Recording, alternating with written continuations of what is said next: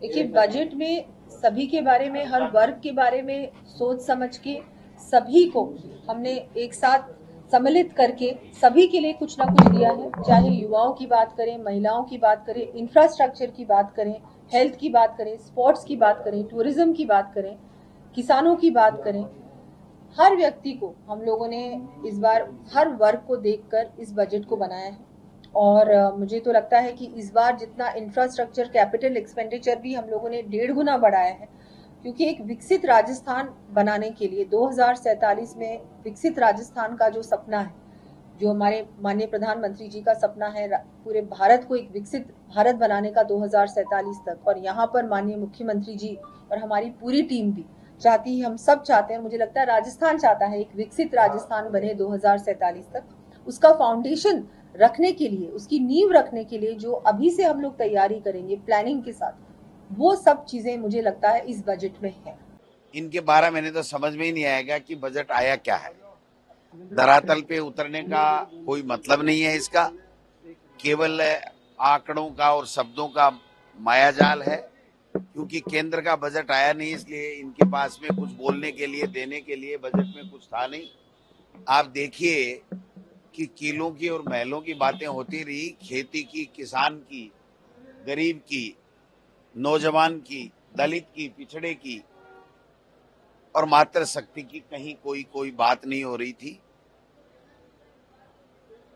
इस बजट के अंदर एक कंपटीशन था कि कितने बार मुख्यमंत्री भजनलाल जी का नाम आएगा और कितने बार प्रधानमंत्री नरेंद्र मोदी जी का नाम आएगा।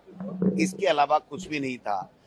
आज तक के इतिहास में हमने कभी नहीं देखा कि मुख्यमंत्री लिखने के बाद में जो मुख्यमंत्री होता है वो ही मुख्यमंत्री होता है, उसके आगे नाम लिखने की कहाँ आवश्यकता पड़ गई। तो ये डाउट क्यों हो रहा है कि ये मुख्यमंत्री भजनलाल जी हैं कि नहीं है, मेरे ये समझ से परे है।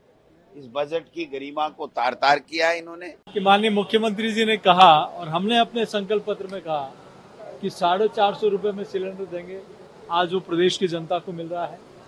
हमने कहा कि हम पेट्रोल डीजल के दाम कम करेंगे, 6 रुपए और 7 रुपए से डीजल और पेट्रोल में दाम कम किए।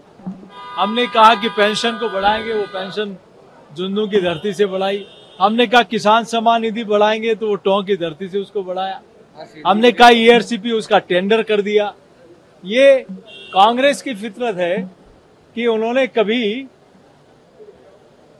काम को अमली जामा नहीं पहनने दिया, सिर्फ बातें की, सिर्फ नारे दिए, इसलिए उनको यही लगता है। बजट जो आज प्रस्तुत किया है, मुझे उम्मीद थी कि प्रदेश में जो लगातार महंगाई बढ़ रही है, बेरोजगारी बढ़ रही है, उस पर कुछ ठोस कदम उठाएंगे।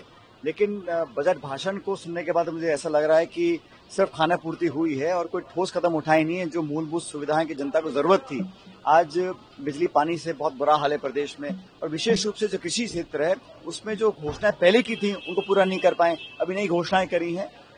मुझे लगता है कि ये पढ़ा गया है, लेकिन इसमें जो भावना होनी चाहिए थी, नौजवानों को रोजगार देने की अभी घोषणा करी है, इतने लाख नौकरियां, लेकिन पिछले 6 महीने में जो हमारी सरकार जो नौकरियां देकर गई थी उनको भी लागू नहीं कर पाए हैं। तो मुझे लगता है कि बजट से कोई बहुत ज्यादा जनता में प्रभाव नहीं पड़ने वाला है।